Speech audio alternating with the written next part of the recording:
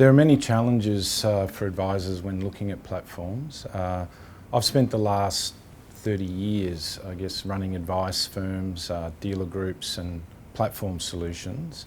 And what I've found is, if you look at, there's so many things to consider for advisors when looking at platforms, and in particular deciding whether they can find a platform that's truly transformational, because unless it's transformational, then there's really not a great deal of point in considering it.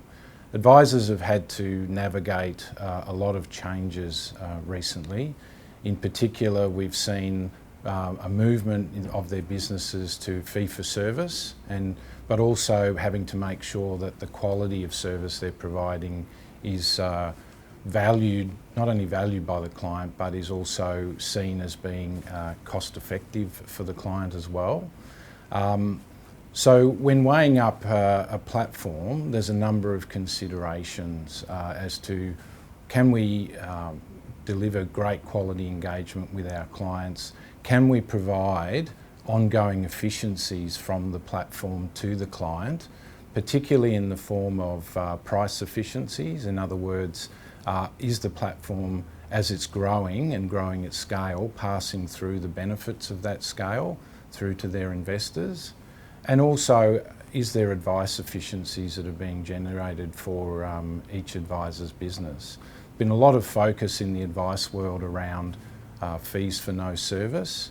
Well, one of the questions for advisors is the platform delivering to them a lot of efficiencies, or is it fees for limited efficiencies? And that's a real consideration for advice businesses.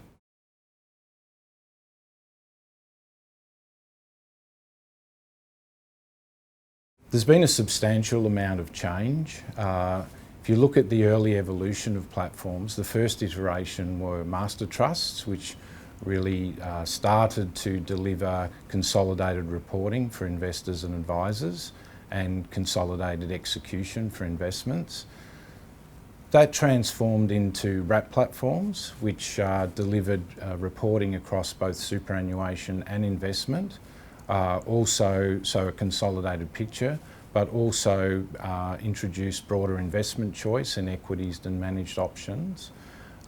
Also provided greater efficiencies in administering advice fees for firms. And then later on introduced advisor model portfolios, where advisors could establish a number of strategies for their clients and then make bulk changes for those clients on an ongoing basis.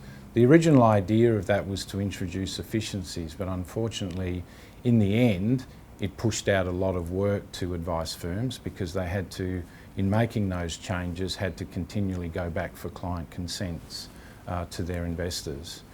In response to that, we saw the evolution of things like limited managed discretionary accounts and unlimited managed discretionary accounts. There's been changes in that area in recent times on the limited side, both in a regulatory sense, but also they were quite often clunky to try and implement on a regulated platform.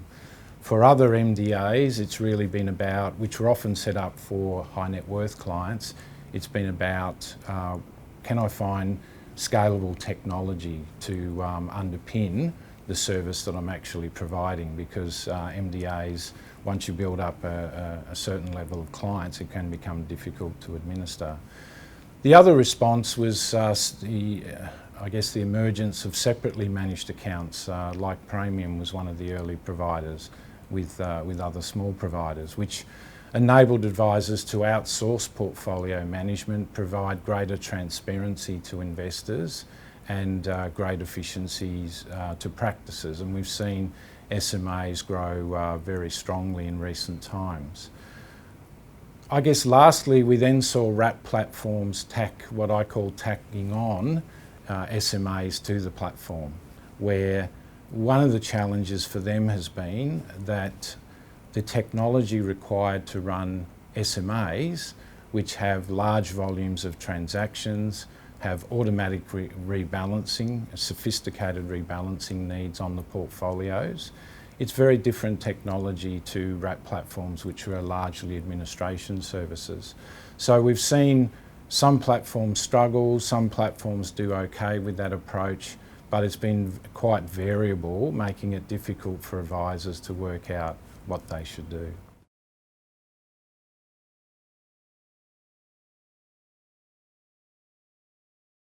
It's been well documented in recent times by people like Investment Trends and Morgan Stanley and others that the managed account market is growing very strongly. It was forecast to be about 60 billion by 2020. It's well beyond that now and growing strongly.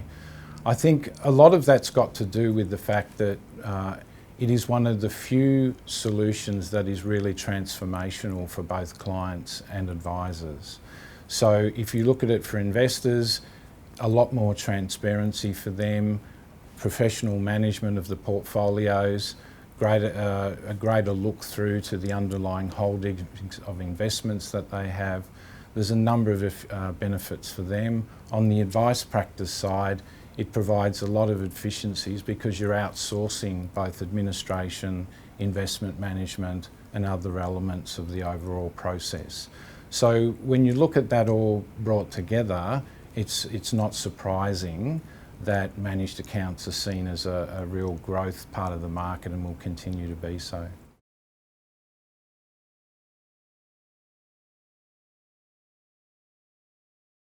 There's quite a few differences in our opinion. One of the largest is the ability to provide scale efficiencies to both clients and advice firms.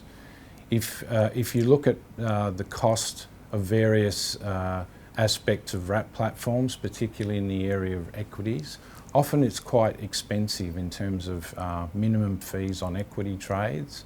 We've seen wrap platforms who've brought in SMAs charging 10 basis points or more on equities brokerage. So in SMA world, where there's lots of transactions and lots of rebalancing going on every day, then that cost can mount up, so it needs to be set at a reasonable level by the platform. There's also the fact that platforms with their scale have the ability, or should have the ability if they don't, to be able to net trades. So net, if one investor's buying BHP and one investor's selling BHP, be able to net the trade so brokerage doesn't come into play at all. Now, in the Praemium example, we net about 1/3 of every trade at this stage, and that's growing daily. And that's an important benefit to pass through to investors. But if you look at the market now, a lot of wrap platforms don't pass through that benefit, or they only do it at the account level or the investor level. So efficiency, passing through those efficiencies can be a big differentiator between some of the wrap platforms and some of the specialist SMA or managed account platforms. We also see other differences too in the way things like cash management is dealt with. Often on wraps, they're not passing through the full benefit of cash in the form of interest rates that are well below RBA. There's also other fees that come into play, like minimum account fees, account keeping fees in addition to the headline rate. So there's a lot of those scale efficiencies, and there's a lot of individual price points for advisors to consider. The other elements to look at too is overarching reporting. Can I report across all of the investors' assets, both custody and non-custody? Can I get various forms of managed accounts for different types of clients that I have? So a full holistic view of the actual portfolio.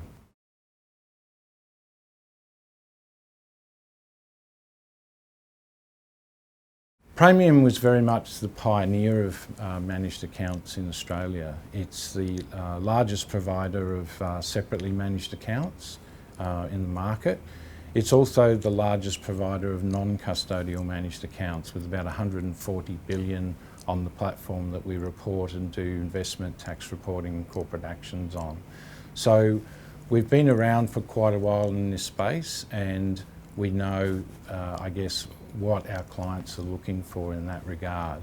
In February, Praemium released the integrated managed accounts platform, It's a platform that can cover all forms of managed accounts, and the one integrated platform being separately managed accounts, individually managed accounts for more bespoke portfolios, non-custodial managed accounts to support MDAs. We call that our virtual managed account program.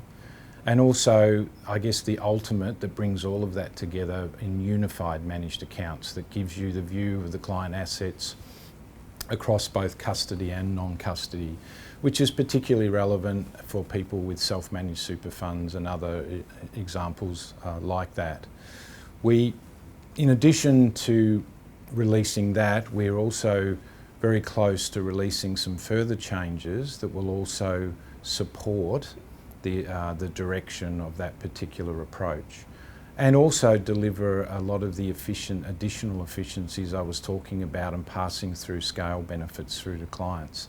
So that's something that advisors can look out for in the coming months.